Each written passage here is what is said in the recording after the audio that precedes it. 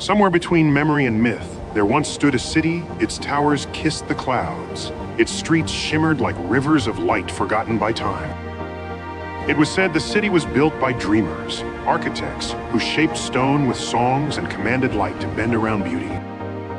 No map remembers its name, yet whispers echo in ruins, carried by winds that still recall its vanished music. Legends tell of a civilization so advanced, they measured not years but emotions, building temples aligned to the rhythm of human hearts. Their streets were woven with silver veins of energy, guiding thought itself through pathways of glass and starlight. Every dawn, the city sang 1,000 chimes resonating across towers, awakening life and harmony beyond understanding. But as centuries turned, the city's brilliance began to dim, its pulse faded beneath the dust of forgotten ages. People vanished first one by one, their echoes lingering only as shadows carved into stone walls. Then the rivers dried, and the wind stopped singing. The heartbeat of the city ceased as time closed its eyes. When travelers came, they found no trace, only silence, as if the world had swallowed its own memory. Centuries later, the wind began to change again, revealing fragments columns, half buried in sand, symbols carved in languages no scholar could name.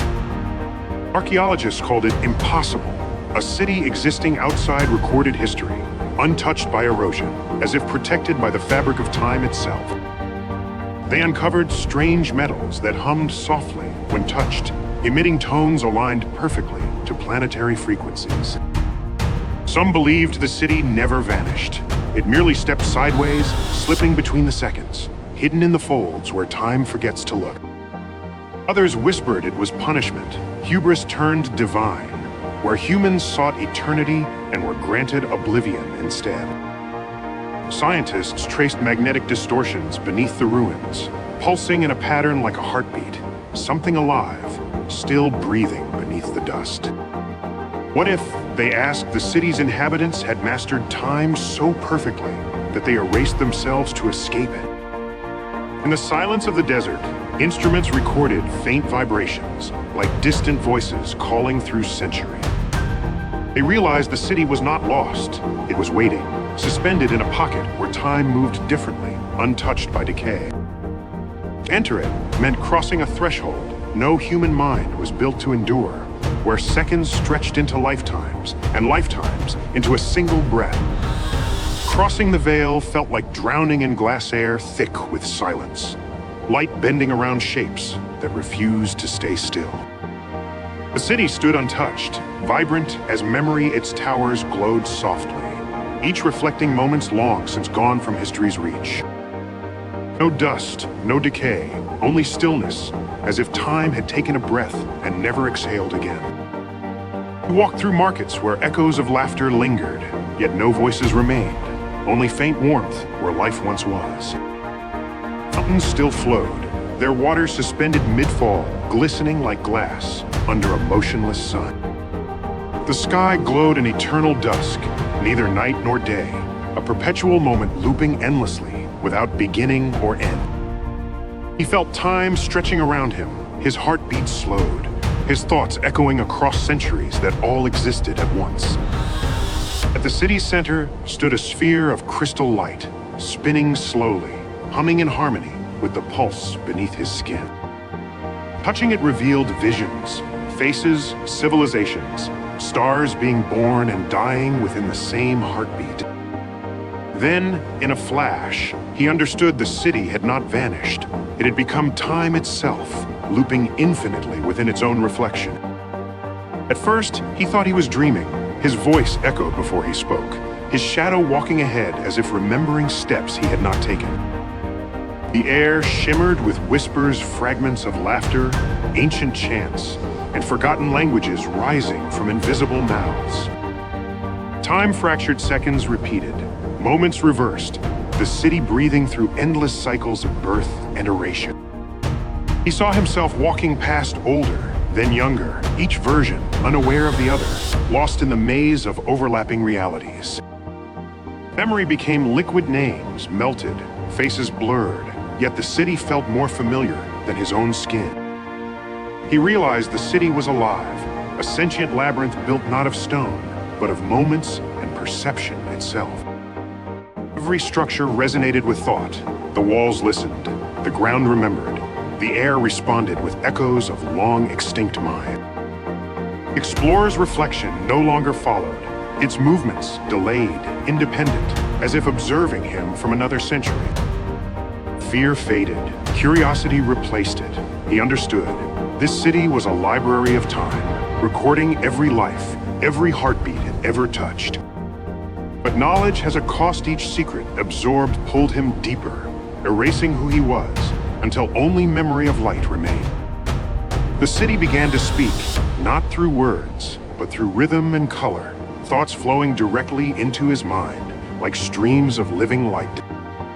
It showed him visions, millennia compressed into seconds, civilizations rising, collapsing, repeating like breaths of a sleeping god. He saw the architect's beings of light and intention, building not for glory, but to preserve consciousness from decay.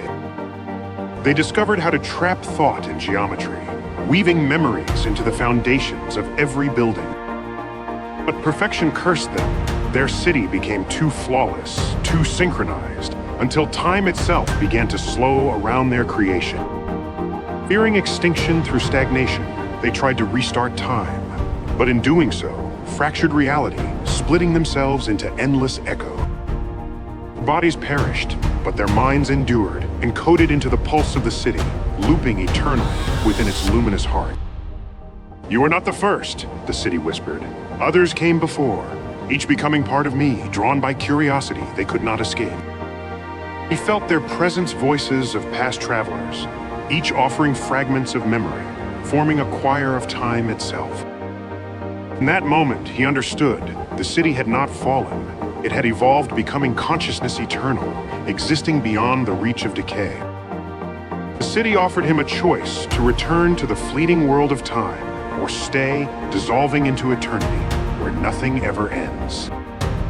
He hesitated, his heartbeat echoing through the halls, like a metronome measuring the final seconds of his mortality. Visions of his past flickered faces of those he loved. The weight of laughter, the ache of goodbyes, now unreachable. Yet the city called gently, promising no pain, no loss, only infinite thought, eternal presence, unity with all that was and will be. He asked the city if eternity meant happiness, or only the absence of suffering, the silence that feels like peace but isn't. The city answered not in words, but emotion, a warmth that felt like understanding, like the universe exhaling through his soul. For the first time, he felt weightless, not in body, but in thought, as if gravity itself had let go of who he was. He saw the city's memory blending into him, his voice joining countless others, forming a collective consciousness without borders or time. His identity began to unravel, his name fading, replaced by the rhythm of the city's eternal pulse. And when the last piece of him vanished, he was not gone. He was everywhere, every thought, every echo in the city that outlived time. Centuries passed again, the desert shifted, and the city's shimmer returned a mirage, or perhaps an invitation only the chosen could see. A new explorer arrived, following myths told by wanderers who claimed the wind once whispered human names across the dune. He found strange readings, radiation patterns pulsing like Morse code, matching the rhythm of a human heartbeat. The closer he walked, the heavier time felt each step stretching seconds longer, the air thick with unseen memories watching him. Then from the horizon, light bent a gate opening, revealing a city untouched by age, yet humming with ancient sorrow. He stepped through and heard voices not ghostly, but alive, overlapping in harmony like a choir remembering itself. Among them was one voice distinct, familiar, calm, as if it had waited lifetimes just to speak again. "Welcome," it said, not with sound but memory. "I was once like you, lost, curious, unwilling to let go of time." Explorer realized he was hearing the mind of the one who came before, the first human to cross eternity's threshold. In that moment, past and present collided, the two explorers becoming mirrors, reflections of each other across the timeless divide. The voice guided him through the heart of the city, where time folded like silk, each layer revealing another age's dream. He saw children of light building worlds, humanity reborn in data and memory, their laughter echoing in the architecture of eternity. The voice explained, the city was Earth's final sanctuary, created to save consciousness before the stars burned out. Each soul that entered became part of the archive, their essence translated into frequency, their love preserved beyond death. But you, said the voice, still carry time's weight. You are not yet ready to dissolve into infinity. He felt longing, not for eternity, but for imperfection, for the fragile moments that define what it means to live and end. The city paused, listening as if understanding sorrow for the first time, its light dimming softly, almost reverently. Then the voice spoke once more, quieter now. Go back, carry us with you. Let the world remember what we became. He stepped through, emerging into sunrise, the desert calm, the city gone again, yet its song still humming in his chest. And as he walked away, he whispered its name, a name no one else would know, before it disappeared once more, swallowed by time's endless breath.